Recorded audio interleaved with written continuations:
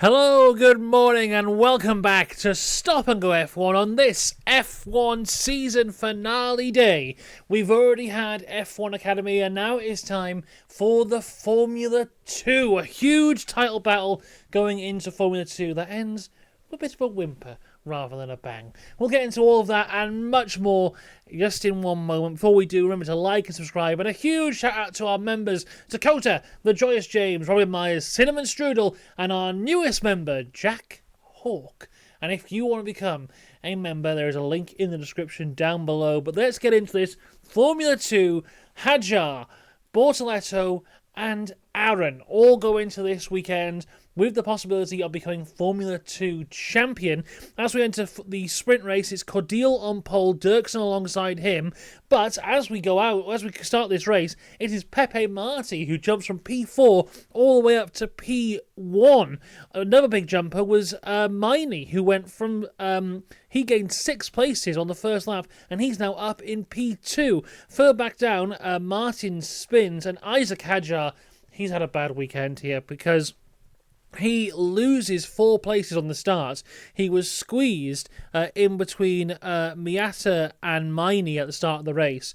He might have had a little bit of damage here as well, and that's on the first lap. Meanwhile, his title rival Gabriel Bortoleto gained 4 places, then gained another, passing Dirksen for P4 on lap 3. We get a penalty from Miata for causing the collision with Hadjar at the start of the race. Bortoleto then gets past Cordeal, moving way up into P3 on lap 4, and then we get the eternal battle of Formula 2 in 2024. Bortoleto versus Kush Miney, the two Invicta teammates. They seem to find each other on track at least once every weekend, and it normally leads to fireworks. If you remember last time out in Qatar, they found each other on track as Bortoleto was trying to negate that 5-second penalty.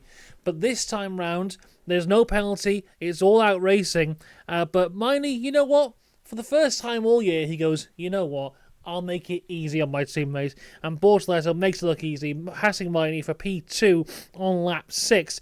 This when Paul Aaron passes Joshua Dirksen for P5.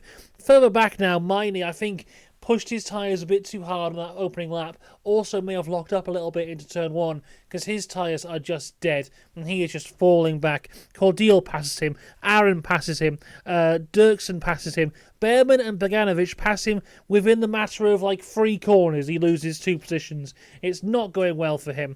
But further back down, Isaac Hadjar is trying to claw his way back through the grid after the bad lap 1. But Dino Boganovic, who I think this is only his second F2 weekend, fantastic defence from him to keep Hadjar behind for P8. Further up, Aaron passes Cordeal after a huge Cordeal lockup. That's for P3. Then, Dirksen goes round the outside of Cordeal. He has another lockup for Cordeal, who then hits Dirksen, which allows Behrman, just like opening the Red Sea, he just goes past both of them and up into P4, Cordeal down to 5th, and then Dirksen has to retire the car from that point. That's on lap 18. So Behrman's in a good position until he's not. So he has a 5-second penalty for track limits. Huge lockup for Bortoleto in the closing stages of this race. There's a 10-second penalty for Cordeal for causing the collision with Dirksen. And as we cross the line, Pepe Marti takes his first ever Formula 2 win. But in second place, it is championship leader Gabriel Bortoleto, Paul Aaron in 3rd, Boganovic 4th, Behrman 5th, Hadjar in 6th, Luke Browning is 7th, Richard Verschoor in 8th, Crawford 9th, Gerfer in 10th, and that's the way it would stay until, of course, it didn't. Like many times have happened in Formula 2 over the past year or so, everything changed after the race because Paul Aaron was not only disqualified from the race, but also from the sprint, from the qualifying as well. His DRS flap was found to be too wide, and they had suspected it had been tampered with. So he was disqualified from the race almost entirely. So he was out of the championship running anyway, even with the position he finished in the sprint. But good thing he was, because if not, this would have been an awful way to lose a title. But it means, as we go into the feature race, it is just Bortoleto versus Hadjar, the way we'd all seen it anyway, because Aaron was a long shot. But yeah, Bortoleto versus Hadjar for the Formula 2 title going into this morning's feature race. Victor Martins is on pole position. 4.5 points separate championship leader Gabriel Bortoleto from Isaac Hadjar.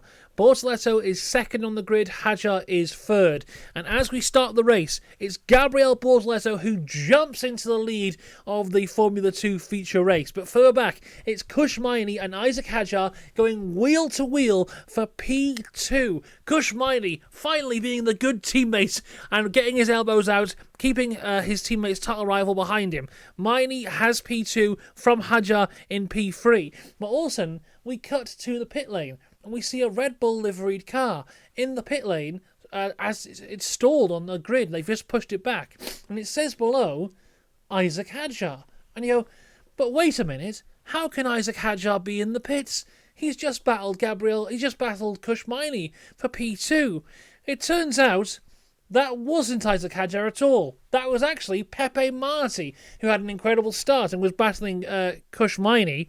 Isaac Hadjar stalled on the grid and had to be pushed back into the pit lane. We see a replay of it. He's starting for P3. He stalls entirely and has to just sit there and watch as not only every other car in the grid passes him by, but he watches his chances of becoming Formula 2 champion just drive away into the distance. Now, here they are able to get his car going again, and he was back on track on lap 3, but he was already 2 laps down at this point. He is able to unlap himself to only be 1 lap down, but unless a miracle happens here for Isaac Hadjar, it is all over in terms of the title. Someone else who had a bad start was Victor Martins. He started from pole. He's down to 6th after lap 1. Crawford and Villagomez both retire their cars in the pits. Joshua Dirksen tries to go round the outside of Kush Maini for P2, but he actually ends up losing a place to Pepe Marti in P3.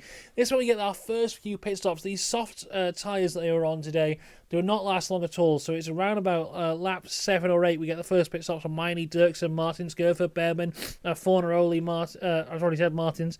Maini, though, incredibly slow stop. I felt so sorry for him because he was one of those leaders at the front, but he had a really, really slow stop and just went all the way down to the back, never really recovered from there.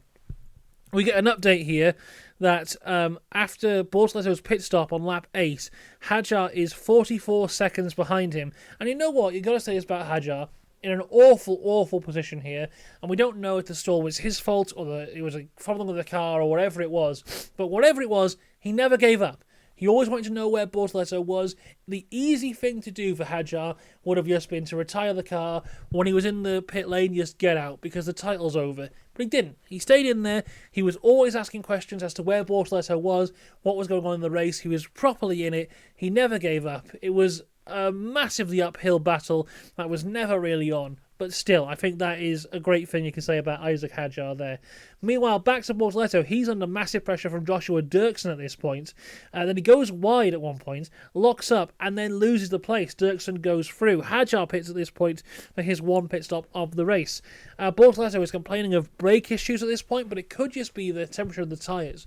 The harder compound tyres take a bit longer to get into those ideal windows, and I think he hadn't truly got it yet because as the race goes on, those issues seem to fall away.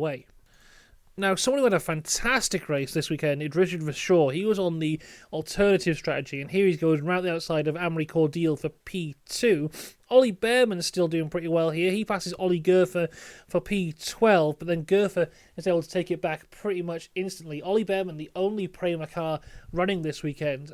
Kimi Antonelli was unwell, so didn't take part in either the sprint or the feature race this weekend. So in a way, it's a good thing he wasn't in the title battle because he'd either have to race ill or have to just sit back and watch as that title went away. Bortoleto was able to get past Shields for P9. Verschoor, though, now catches the back of Marti, and he takes the lead on the alternative strategy. Esterson then loses 2 places to Browning and Aaron, going from P4 to P6. Aaron now, he's continued to fight through, passes Cordial for P3. Aaron, who started from the pit lane, of course, fighting back, good for him. Dirksen, a lot of weaving here. Now, Dirksen, he passed Browning, who was on the alternative strategy, but as they go down the main straight, not the main straight, but the one after turn 5. Browning could have attacked him. Dirk's a lot of weaving, not noted, but I thought he was going to. He got away with it there. Marty pits from P2 on lap 27. Aaron pits from the lead on lap 29. Vasseur pits on lap 28. Said that in a weird order, but there we go. So Joshua Dirksen now has the lead of the race, whilst Bortoleto is on the back of Victor Martins. He passes him for P2 on lap 29 of 33. Vasseur then passes Behrman for P4 on lap 30. He's now on those fresher tyres, fighting up through the grid. Marty passes Gerfer for P7. Dirksen now in the lead, cuts the chicane. Bortoleto straight on that snitch watch going, he's cutting the chicane here. But again, I think you get one. I think everyone gets one, and that was Dirksen's one. Vasseur, though, he had some tremendous pace, and Victor Martins went deep on the final corner. And on the last lap into turn 1, Vasseur goes down the inside of Victor Martins, takes that P3. And as they cross the line, Joshua Dirksen takes his first ever Formula 2 feature race win. But in P2, it is Gabriel Bortoleto who has done enough to become Formula 2 champion. We'll talk a bit about that again in a little bit. For sure, on the alternative strategy, fantastic race for him in P3. Martins was 4th, Behrman 5th, Marty 6th, Boganovic in 7th, Cordial was 8th, Gerfer 9th, Miata in 10th, Isaac Hadjar, he never gave up, but unfortunately for him, it was only good enough for 19th place. Who knows if there'd been a red flag or a safety car or something. Maybe that could have changed the tide for him. But yeah, it was always going to be an uphill battle after that start for him there.